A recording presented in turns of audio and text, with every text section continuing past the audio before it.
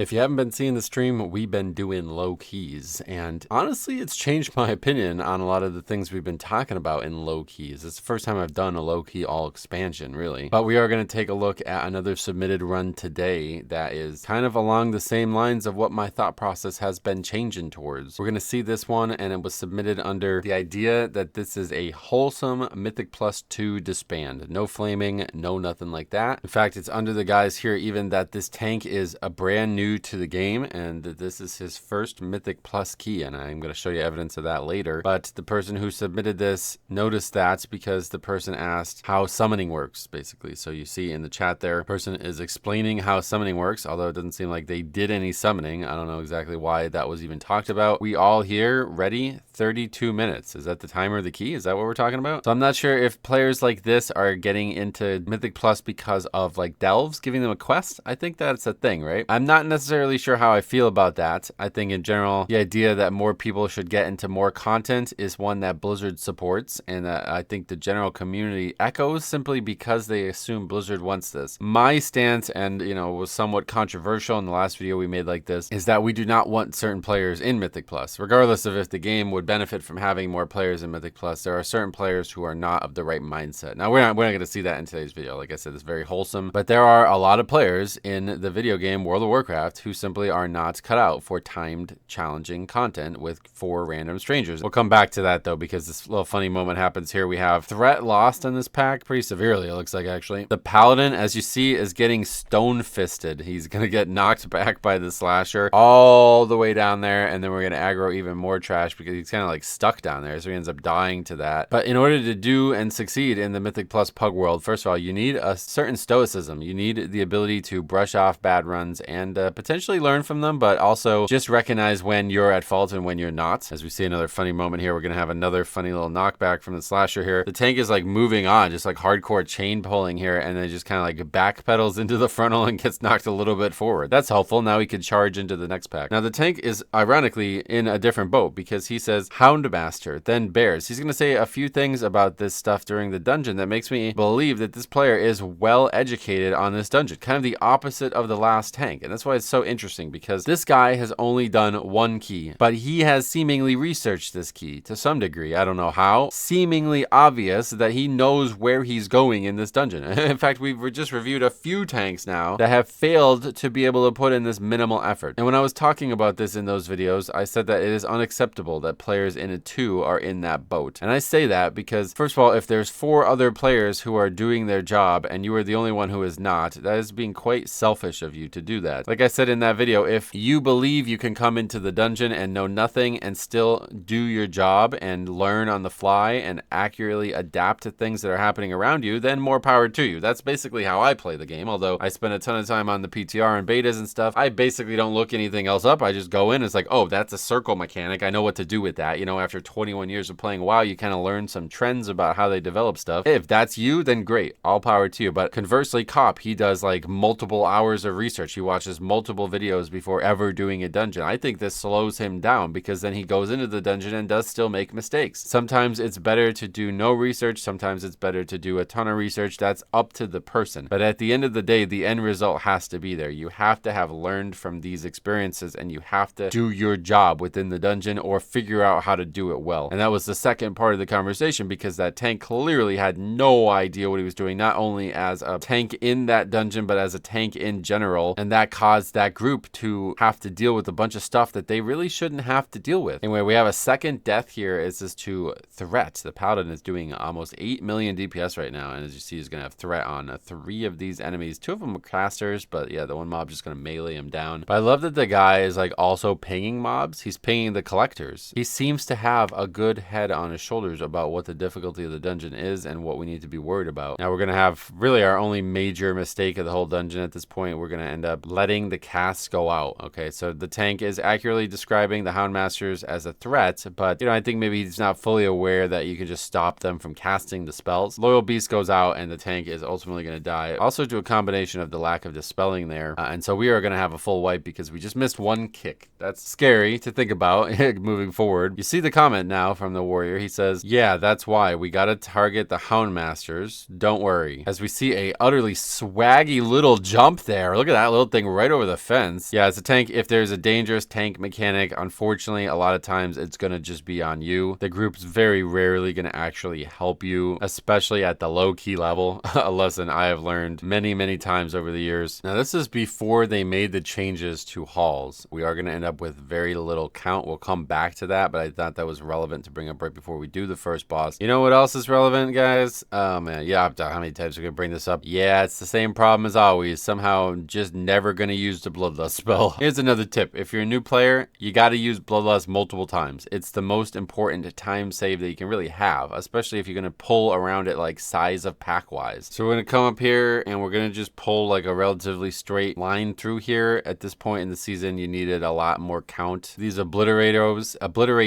apparently, according to the UI, they removed like one from like a bunch of packs. And this was looked at as like a hard part of the dungeon, 2 different casters in each pack. Anyway, we're going to have the Slasher pat into us here. Rep Pally again has threat on the Slasher, going to get knocked all the way back there. Luckily, this time recognizes that fact and does not get knocked into other trash and die. This time it's on the tank though, and they do not recognize that fact, so they are going to get knocked back into other trash and not die necessarily, but we're going to aggro even more trash, which is kind of ironic given the fact that we have done this a few times now. But again, so even the Slashers double pulled here. Seems like we should have count.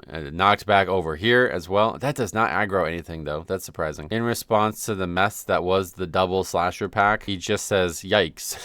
All right, on to our second boss of the dungeon. There's 13 minutes left. Are we going to use our first Bloodlust spell? No. We are continuing to see more leadership from the tank. We're going to come up here and we're going to ping the 2 Houndmasters. I think pings are really bad for this idea. Honestly, I think you want to mark these. I think most people would see the mark clearer and it stays. Like the ping is nice to alert people to the fact that they're there. Nowadays, people mark everything by accident, although I think that's going to be changing in Midnight. So it might be back to the days of marking key things on your own. This was like such a huge deal when I first started tanking way back in the day. Key binding the marks, because back in the super back days, you would just take your time and you'd mark a mob and then you would sheep it. And it was like, oh, which one's he going to mark? But then people started getting expectations about moving faster. So it was like really important that you actually key bind this stuff. You could mark the stuff as the previous pack was dying. That's what I used to do way back in the day. And I think we may need to be thinking about doing that again come Midnight. Anyway, the inevitable happens here and we're going to, I don't even know how, but we are going to aggro a Slasher in this room. Slasher begets Slasher. That's what I always say. I say that almost every day of my life. And we're going to aggro the other Slasher. And now the double Stone Fist going out again. It's going to be on the tank. You're going to see him get knocked back once and then you're going to see him get knocked back twice. And now he's in the frontal. Just physical humor we're seeing. And a 2 is like almost no actual challenge. Now the tank does kind of rush forward here. Not like a gigantic fan of this, especially on low keys, because you're going to end up in a situation where the group is just lagging behind and they may get locked out. I think like door lockout things have been increasingly lenient recently. Like you see this boss has still not put its door up, but it has now. And now we're going to get a comment from the tank saying, get the ghost to the lantern. I don't know about you guys, but it's like really impressive to see this type of leadership from somebody who has never tanked before. Indicates that they actually are embracing the leadership role of the tank. Also, perhaps because of this giant morale boost from the warriors leadership, we are going to use our first Bloodlust in the dungeon. Now, unfortunately, we only have 8 minutes left in the dungeon, so we're not going to get another one in, but this is our one and only Bloodlust within the timer of halls 2. It seems to me to indicate that this person is very interested in timing this key because of the way they are moving, continuing to type about mechanics and stuff like that. Perhaps this was a very big moment for them. They were thinking we can definitely upgrade this, and we honestly should upgrade this. Unfortunately, as you were going to see, we do not have count. So this is a massive, massive error from the tank. And in fact, one that is hard to understand because he seems to have prepared so heavily for the dungeon, but maybe did not watch like a Mythic Plus video. He's only watched like a video from like the perspective of a lower difficulty dungeon. Is again commenting on this kind of stuff saying, block the red on ritual. Here comes the soak. Let's see if they listen. Everybody does kind of spread out, but we're missing a few. I think really crucial that the tank kind of stands in the middle there and soaks more than one. And we are actually going to wipe to this. So I think they also nerfed this halfway through the season, but to see this cause a wipe on a 2 is actually kind of wacky. We did just review it recently where people were not soaking at all and we just survived it. So that's how bad they nerfed that, and kind of evidence for what I was talking about in the previous video where they are just nerfing things too severely to a point where people aren't learning from their mistakes. Like in this situation, you are forced to learn from your mistake. You cannot do this and survive it. Even on a 2, right? I think that's good for everybody. What do you guys think? Ultimately, because of that boss wipe, now the key is sunk. Not really going to do do any better either this time. For some reason, the tank is just not standing in a line, just kind of walking around thunderclapping, and the healer is going to have to kind of save this with Spirit Link, although I think they were actually going to survive without it. That was really good healing from that person considering the first time around, and we are going to do it again, and again, the tank is not going to soak, so yeah, kind of concerning. I don't know. That's like the line that you walk, right? Like, do you understand the mechanics enough to contribute to them, or do you just understand kind of the face value of the mechanics? I don't know, but as a tank, you can actually stand in the dead center of the hitbox. Definitely get used to doing this because it really is powerful. In fact, there is like a split pixel kind of thing where you can actually soak more than 2. Definitely could at least soak 2 every single time very easily. Now here is kind of the most interesting moment of the key. So we obviously did not upgrade this key, and the tank is going to comment on that. He said, dang, well, good job, indicating that he was definitely looking to upgrade it. Demon Hunter says, it's not every day we deplete a 2.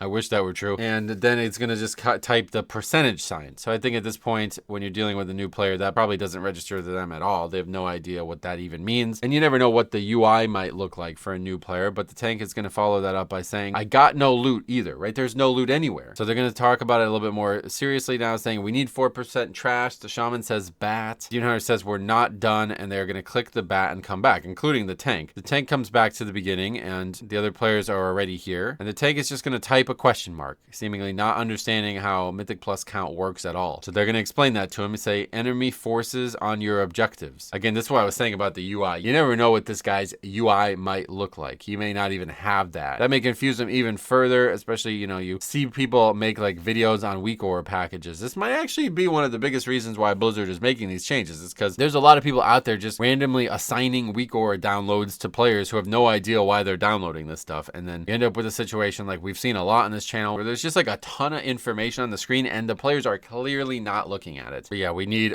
quite a few mobs here. We have to ultimately kill what looks like 3 to 4 mobs to finish this key up. 4 mobs have to die here to get this done, and we are going to get this done and get 137 points at this point. We're going to take the time to celebrate that and say, there we go, GG, and the tank is satisfied, saying, hell yeah. And then at the end, we're going to say, do we go up? This is my first time. Demon Hunter says, back to the final boss, loot chest there. Keep at it, you'll be timing 12s in no time. Unfortunately, that advice was not heeded, and this is really why I wanted to make this video in the first place. This is the tank, and that run was not recently. Like I showed you, that was 11 weeks ago, September 7th. They have only done a single Mythic Plus, and it is this depleted Halls of Atonement, which is kind of sad. It's actually like kind of sad to look at. I'll be very much interested in learning what they did to get the gear up until this point and why they stopped afterwards. That was like a little depressing to see like a shell of a character, like somebody who played. We saw them play, we knew they played, and now we see them not play. But hopefully it can act as a cautionary tale, or at least some evidence that things can be different in the game. We do not need to have players walking into dungeons with 0 experience, because that makes an unfun situation for everybody. Like the tank clearly didn't know a lot about what he was doing in a Mythic Plus key, didn't have any interest in calling a bloodlust or things like that, but he did have a pretty good understanding of the actual dungeon, and he was willing to teach others if they needed it. Now, I don't think anybody did, but that's a different story. This is the tank role, what we're describing here. So having an understanding of it is crucial, and unfortunately kind of mandatory, I would say. Like if you're going to play with 4 strangers, they're going to expect something out of you, and if you do not deliver that, I do think it's on you to figure that out. So anyway, thank you guys for the great submissions. Like I say, you guys sent me a 2, we review it. Make sure you guys are checking out the stream. If you like seeing these like super low keys, check it out, because we are doing a lot of that now. But next week we're going to get back to the beta stuff. They delayed like the beta, I guess. So stay tuned, and thank you guys again, and we will see you guys in the next video.